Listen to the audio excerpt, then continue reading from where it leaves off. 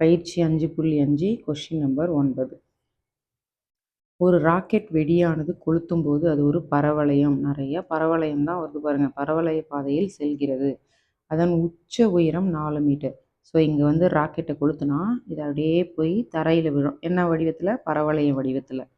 உச்ச உயரம் highest height 4ன்னு கொடுத்துட்டாங்க. ஓகே, அப்புறம் என்ன கொடுத்துருக்காங்க? கொளுத்தப்பட்ட இடத்துலேருந்து கிடைமட்ட தூரம் 6 தொலைவில். இங்கே தான் கொளுத்துறாங்க. ஸோ இங்கேருந்து இது வரைக்கும் 6ஆம்.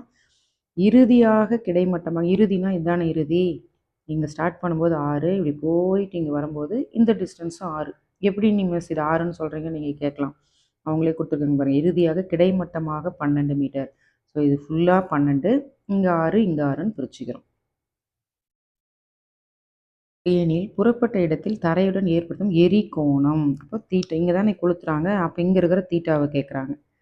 சரி, இப்போ நம்ம இந்த கணக்கை பார்த்த உடனே, பாடத்தை பார்த்த உடனே இந்த ஃபார்முலா எழுதுறீங்க. எந்த மதிப்பு தெரியும்? இங்கே எக்ஸ் அச்சு 6, ஒய் அச்சு 4. ஸோ ரெண்டுமே மைனஸ் தான், ஏன்னா இது 3வது கால் பகுதி.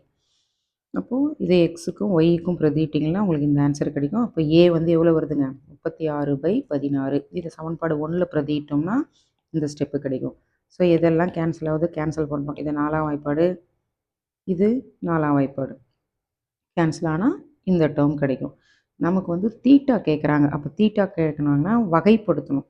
ஸோ நம்ம செகண்ட் வால்யூமில் நல்லா வகைப்படுத்துறது டீட்டெயிலாக பார்க்கலாம். 11ல் படித்த நாலேஜை வச்சு போடுங்க. எக்ஸ் கமா ஒய்யை எக்ஸை பொறுத்து வகையிட.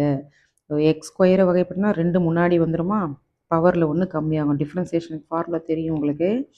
இந்த என் பவர் முன்னாடி வந்துடும், எக்ஸ் பவரில் 1 குறையும். அப்போ எக்ஸ் ஸ்கொயரோட டிஃப்ரென்சியேஷன் 2x. -9 கான்ஸ்டன்ட் அப்படியே பண்ணோம். ஒய்யை வகைப்படுத்தினா dy/dx. இப்போ நாங்கள் மாற்றி எழுதிக்கிறோம். dy/dx இங்கே வருது ஈக்குவல் டு 2x. இந்த பெருக்கலாக இருக்கிற -9 என்னவாகும்? வகுத்தலாக வரும். ஓகே, நமக்கு தெரிஞ்ச பாயிண்ட்டு இது தான், அந்த ஒரே பாயிண்ட்டு தான் இங்கே இருக்கு இல்லையா?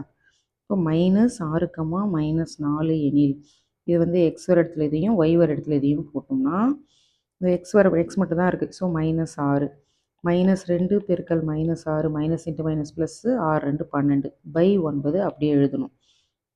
இங்கே வர ஒய்க்கு எக்ஸுக்கெல்லாம் பிரதியிடக்கூடாது. இது பேர் ஆப்ரேட்டர்னு சொல்லுவாங்க.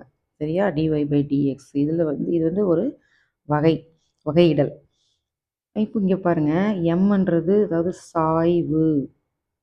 சாய்வுனாலும் ஒன்று தான், எம்முனாலே ஒன்று தான், dy/dxனாலே ஒன்று தான், tan தீட்டானாலே ஒன்று தான். ஸோ கொஷினுக்கு ஏற்ற மாதிரி இதில் எது நமக்கு தேவையோ அதை நம்ம யூஸ் பண்ணிக்கலாம்.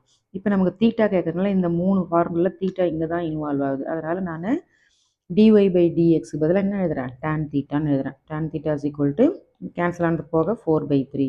therefore theta is equal to, theta இங்கே வச்சுட்டு tan இந்த பக்கம் போனால் tan இன்வர்ஸாக மாறிடும். therefore theta is equal to tan inverse of 4/3.